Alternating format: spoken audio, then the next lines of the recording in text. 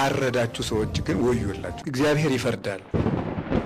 እንግዲህ ስለ አርሲ ኦርቶዶክሳውያን አባታችን አባ ገብረ ኪዳን እግዚአብሔር ይፈርዳል ይፋረዳል በማለት ቤተክርስቲያንን የነካ ቤተክርስቲያንን የገፋ ቤተክርስቲያንን ያሳደደ እንዲሁም ደግሞ በቤተክርስቲያን ላይ የተሳለቀ መጨረሻው አያምርም በማለት የቀደሙትን የቤተክርስቲያን ጠላቶችን እያነሱና የመጨረሻ ህይወታቸው እስትንፋሳቸው እንዴት ባሰቃቂ ሁኔታ እንዳለፈ ይናገራሉ ማለት ነው። ለምሳሌ ያክል ከብዙ በጥቂቶች የቤተክርስቲያን ጠላቶች በቤተክርስቲያን ሄሮድስ በነበረበት ዘመን የነበረችበት ሁኔታ፣ ቤተክርስቲያን ኔሮን ቄሳር በነበረችበት ዘመን፣ ቤተክርስቲያን ግራኛ አህመድ በነበረበት ዘመን እንዲሁም ቤተክርስቲያን የወዲት ጉዲት በነበረችበት ዘመን እነዚህ የቤተክርስቲያን ጠላቶቿ የመጨረሻ አሟሟታቸው እጅግ አሰቃቂ በሆነ መንገድ በህይወታቸው አልፏል ማለት ነው። እንግዲህ ነገስታት ሁሉ ያልፋሉ፣ ቤተክርስቲያን ግን ትቀጥላለች። ያኔም ነበረች በፈተና ውስጥ፣ አሁንም አለች፣ ነገም ደግሞ ይህን ፈተና አልፋ ትቀጥላለች። ስለዚህ አሳዳጆቿ ያልፋሉ፣ ቤተክርስቲያን ግን ትቀጥላለች ማለት ነው። አሁንም የቤተክርስቲያን ጠላቶች የመጨረሻቸው እንግዲህ አያምርም በዚህ ሁኔታ ማለት ነው። አባታችን አባ ገብረ ኪዳንን እስኪ ከዚህ በመነሳት የተናገሩትን ነገር እንስማ። ምድርም ተበቃይ ናት። ቤተክርስቲያን የሚያርዷትን የምታጠቃበት ሰይፍ የላትም። ራሷ ኢየሱስ ክርስቶስ ግን ሁለት አፍ ካለው ሰይፍ ይልቅ የሚቆርጥ ነው። ፍርድንም ይፈርዳል፣ ጠላቶቹንም ይበቀላል። ይህ በብሉይ ኪዳን ብቻ የተደረገ አይደለም። በሐዲስ ኪዳን ቤተክርስቲያንን የገፉት ሁሉ ማይረባ ሞት ነው የሞቱት። ሄሮድስ ተልቶ ሸቶ ነው የሞተው። በዘመነ ሰማዕታት ክርስቲያኖችን ሲያርድ የነበረው ኔሮን ቄሳር አብዶ ከገዛ ከተማ ወጥቶ ለምኖ በልቶ ነው የሞተው። በማይረባ ሞት ነው የሞተው። እስከ ዛሬ ድረስ ቤተክርስቲያንን የገፋ ሰው እረፍት አግኝቶ አያውቅም። ግራኝ መሐመድም በሜዳ ነው ሞቶ የቀረው። ከ17 ዓመት በላይ ቤተክርስቲያንን ገፍቶ እና የክርስቲያን ደም ስንት ሲፈስ ነው የሚሞላ ጽዋው? አይበቃም ወይ? ማን ነው ደም አፍሶ ሰላም ይኖር? አቤልን የገደለ ቃየል የገዛ ወንድሙን ቢገድል እሱን የገደለው ግን የገዛ ልጁ ነው። የሰው ደም አፍሶ በሰላም ይኖር የለ። የሰው ደም የእግዚአብሔር ፍጹም ክቡር ገንዘቡ ነው፣ በከንቱ አይፈስም። ድሃውን እየገለበጥክ ቤቱን እየወረስክ እያፈረስክ ቤት የምትሰራ ሁሉ ያ ምድር የእግዚአብሔር ነው፣ ያንተ አይምሰልህ። ሰውን በመልኩ በዘሩ በተወለደበት ቋንቋው አፉን በፈታበት በሚናገረው ቋንቋ የምታሰድድ የምትገድል ያ አንተ ቁመህ ወንድምህን የምትገልበት ምድር ያንተ ቋንቋ አይደለም፣ የእግዚአብሔር ነው። ምድር የእግዚአብሔር ናት። እኛ ራሳችንን እንጠብቃለን። የሚሰራ ተሆነ መንግስት ስራውን ይስራ፣ የማይሰራ ተሆነ ስልጣኑን ለሰፊው ህዝብ ያስረክብ። ሰላም ውድ የቻናሌ ተከታዮች በያላችሁበት ዓለማት ሁሉ ሰላማችሁ ይብዛ።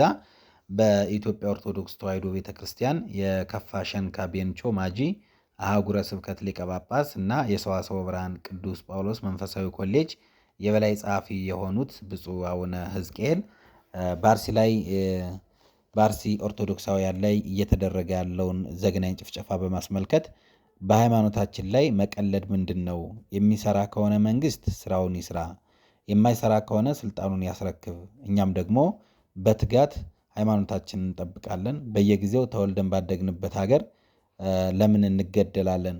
ለምን በሰላም ሃይማኖታችን በሰላም እንዳናመልክ እንደረጋለን? በማለት እንግዲህ ብፁዕ አባታችን ምርር ባለ ቃል ስለ አርሲ ኦርቶዶክሳውያን ድምፃቸውን እያሰሙ ይገኛሉ ማለት ነው።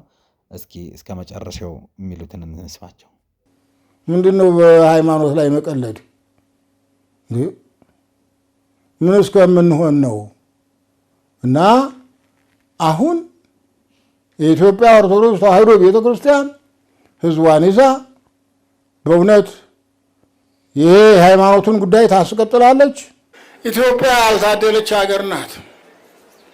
አዎ ንጉሱንም ከዙፋኑ ጎትታ አውርዳ ፓትርያርኩንም አፍና የገደለች አባቷንም ንጉሷንም የገደለች የተረገመች ሀገር ስለሆነች ያ እርግማን በልጆቿ እየተዘዋወረ መገኘት እንግዲህ ስለ አርሲ ኦርቶዶክሳውያን በአርሲ ላይ እየተደረገ ያለውን ግፍ በመቃወም ጥያቄዎቻቸውን በማዘጋጀት ድምፃቸውን ከፍ አድርገው አሰምተዋል ማለት ነው። እንግዲህ የአርሲ ኦርቶዶክሳውያን በሃይማኖታቸው በዘራቸው እየተለዩ ዘግናይ በሆነ ጭፍጨፋ እየተጨፈጨፉ ይገኛሉ። ይህንን በማስመልከት ለጠቅላይ ቤተ ክህነቱ ጥያቄያቸውን አቅርበዋል ማለት ነው። እስከ መጨረሻው እንከታተለው። በምስራቅ አርሲ ሀገረ ስብከት በሽርካ በሆሎንቆ በመርቲ በጉናና በአሰኮ ወረዳዎች በምዕመናንና በካህናት ላይ ተደጋግሞ የተፈጸመውን ግድያ ማንሳት ይቻላል።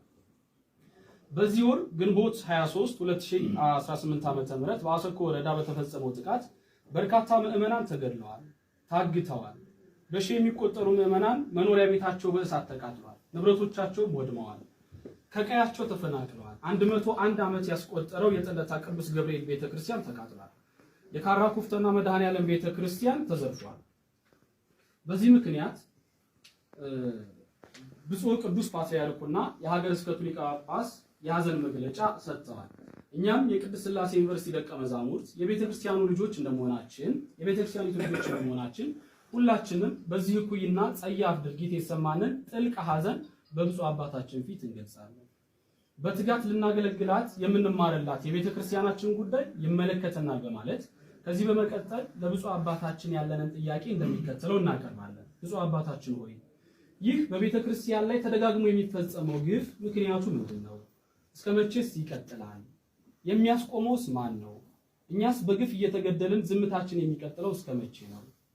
በቤተክርስቲያን ልጆች ላይ በምዕመናን ላይ በየጊዜው እየተፈጸመ ያለው የስነ ልቦና ጥቃት፣ የአካል ጉዳት፣ ስደትና መከራ፣ ግድያ፣ የሀብት ንብረት መውደም እስካሁን ድረስ ቀጥሏል።